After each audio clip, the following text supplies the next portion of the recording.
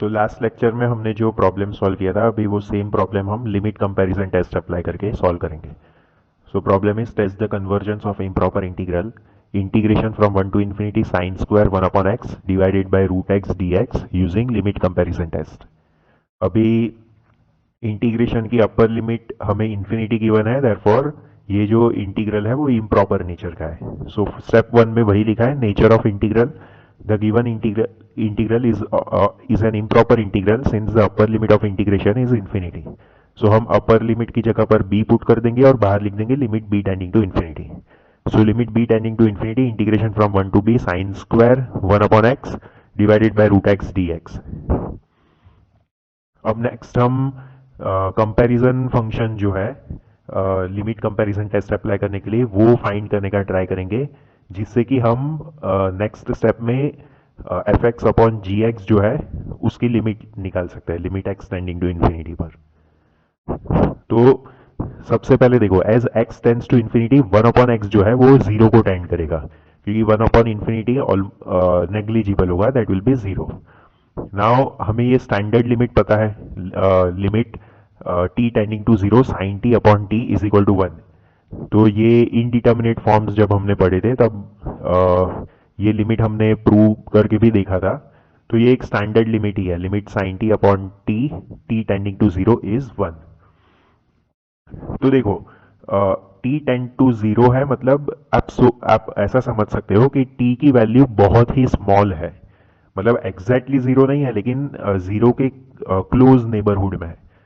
तो जब t की वैल्यू बहुत ही स्मॉल होती है तो साइन टी अपॉन टी 1 होता है, तो t को हम फिर राइट हैंड साइड ले जाएंगे तो हमें क्या मिलेगा, sine T will be approximately equal to T. तो वही मैंने लिखा है, hence for small T sine T is approximately equal to T. और दोनों जगह लेफ्ट हैंड साइड और राइट हैंड साइड स्क्वायर करें तो हमें मिलेगा sine square T is approximately equal to T square. ध्यान रहे ये सारे t की वैल्यूज के लिए नहीं है, सिर्फ फॉर स्मॉल t की वैल्यूज के लिए है. अब हम क्या करेंगे, t की जगह पर 1 बाय एक्स पुट कर देंगे, क्योंकि हमें x tending to infinity given है.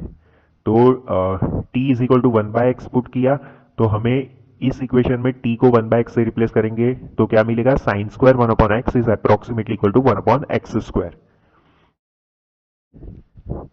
सो देयरफॉर जो हमें एक्सप्रेशन दिया है इंटीग्रेंड का sine square 1 upon x upon under root of x, तो as x tends to infinity तो ये साइन स्क्वायर 1 अपॉन एक्स है, उसकी जगह पर हम 1 अपॉन एक्स स्क्वायर लिख सकते हैं, क्योंकि प्रीवियस स्टेप में ही हमने देखा कि for small T sine square T approximately equal to T square है, और टी की जगह पर हमने 1 अपॉन एक्स पुट किया तो हमें मिला sine square 1 upon x is approximately equal to 1 upon x square.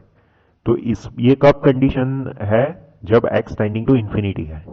तो जो इंटीग्रेंड में एक्सप्रेशन है, तो जैसे x इन्फिनिटी को टेंड करेगा तो x टेंडिंग टू इन्फिनिटी, यानी जो हमारा प्रॉब्लमेटिक पॉइंट है जहां पर इंटीग्रल इम्प्रॉपर नेचर का हो रहा है, तो उस पॉइंट पर हम sine square 1 upon x upon root X को लिख सकते हैं 1 upon x square root X. तो साइन स्क्वायर 1 अपॉन एक्स को हमने लिख दिया 1 अपॉन एक्स स्क्वायर, और रूट एक्स ऑलरेडी था, तो ये हो जाएगा हमारा 1 upon X to the power 5/2. तो यही वो जी एक्स फंक्शन है जो हम यूज करेंगे for applying limit comparison test. So we will choose the comparison function as G X equal to 1 upon X to the power 5/2. Now next step में हम F x upon जी X की limit निकालेंगे, मतलब ये जो ratio है उसकी limit निकालेंगे लिमिट एक्सटेंडिंग टू इन्फिनिटी पर. So limit x tending to infinity F X हमारा है sine square 1 upon x upon root X, और जी एक्स हमने निकाला 1 upon X to the power 5/2. अब देखो ये डिनोमिनेटर में 1 upon X to the power 5/2 है, उसको न्यूमरेटर में ले जाकर लिख सकते हैं एक्स टू द पावर 5/2. और एक्स टू द पावर 5/2 क्या है, so it is root X into X square. तो रूट एक्स और ये जो रूट एक्स है वो कट आउट हो जाएगा और हमारे पास सिर्फ बचेगा एक्स स्क्वायर. तो finally it will be limit x tending to infinity sine square 1 upon x multiplied by x square. अब एक्स स्क्वायर को हम डिनोमिनेटर में ले जा सकते हैं और ये पूरे एक्सप्रेशन को लिख सकते हैं sine 1 upon x divided by 1 upon x का होल स्क्वायर, क्योंकि एक्स स्क्वायर को आप डिनोमिनेटर में ले जाओगे तो उसको लिखोगे 1 अपॉन एक्स स्क्वायर. तो ये फाइनली हमारे पास एक्सप्रेशन आ जाएगा, and limit x tending to infinity है. तो since limit x tending to infinity है तो ये हो जाएगा साइन 0 अपॉन 0 तो वो हमें पता है कि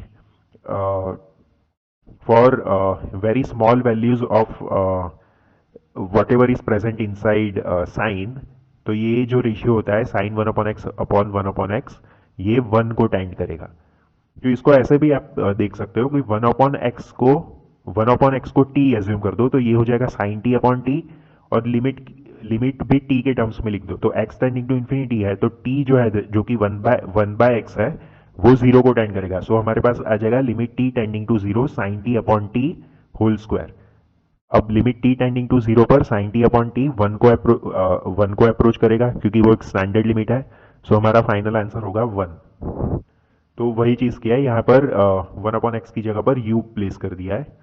सो limit u tending to 0 sine u upon u is equal to 1। तो वही यूज करके हमें आंसर मिला है 1। तो जो एफ एक्स अपॉन जी एक्स रेशियो था, तो उसकी लिमिट हमें मिली है 1, which is a finite value less than infinity and greater than 0। तो अब हम लिमिट कंपैरिजन टेस्ट अप्लाई करेंगे। तो फर्स्ट चीज हमें मिली, जो लिमिट था रेशियो का f x upon ji x x tending to infinity पर, वो हमें 1 मिला, which is less than infinity greater than 0। And integration जो है 1 to infinity 1/x to the power 5/2 dx, ये कन्वर्जेंट है। ये तो हमने लास्ट लेक्चर में ही देखा था, क्योंकि ये it is an example of P integral और पी टेस्ट, जहां पर p की वैल्यू ग्रेटर देन 1 है, तो इसलिए ये इम्प्रॉपर इंटीग्रल कन्वर्ज करेगा। So therefore by limit comparison test the given improper integral also converges. So given improper integral मतलब जो क्वेश्चन में इम्प्रॉपर इंटीग्रल हमें दिया है, this one sin square 1/x upon root x dx, integration from 1 to infinity also converges using limit comparison test। तो ये जो integral है improper integral 1 to infinity 1/x to the power 5/2 dx, ये converge करेगा। ये आपको मैं वापस बता देता हूँ, प्रीवियस क्वेश्चन में ही हमने देखा था। यस, सो यहाँ पर आप देख सकते हो, this is a p integral with p equal to 5/2, that is 2.5, which is greater than 1, hence it converges।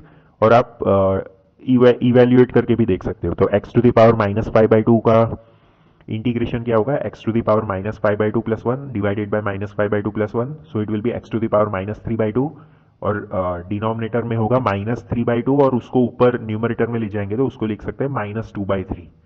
और lower limit is 1, upper limit is infinity. अब अपर लिमिट की वैल्यू रखेंगे एक्सप्रेशन में, तो x के पावर में नेगेटिव साइन है, तो वो बन जाएगा 1/x to the power 5/2, sorry 1/x to the power 3/2, and 1 infinity is 0। So upper limit की वैल्यू पुट करने पर 0 आंसर आ रहा है, मतलब एक्सप्रेशन की वैल्यू 0 हो रही है, माइनस लोअर लिमिट की वैल्यू पुट करेंगे तो उसमें हमें वैल्यू मिलेगी एक्सप्रेशन की -2/3, क्योंकि x टू द पावर -3/2 1 हो जाएगा, और माइनस माइनस प्लस हो जाएगा, इसलिए अवर आंसर विल बी +2/3। तो ये तो हमने इवेल्युएट करके देखा, लेकिन एग्जाम में ये इवेल्युएट करने की जरूरत नहीं है, डायरेक्टली आप पी इंटीग्रल का कंसेप्ट लिख सकते हो, that this is a P integral with p greater than 1, hence the improper integral converges. और पी इंटीग्रल क्या होता है वो प्रीवियस लेक्चर्स में मैंने समझाया था आपको विद प्रूफ, तो वो भी आप लेक्चर देख सकते हो एक बार रिवीजन के लिए।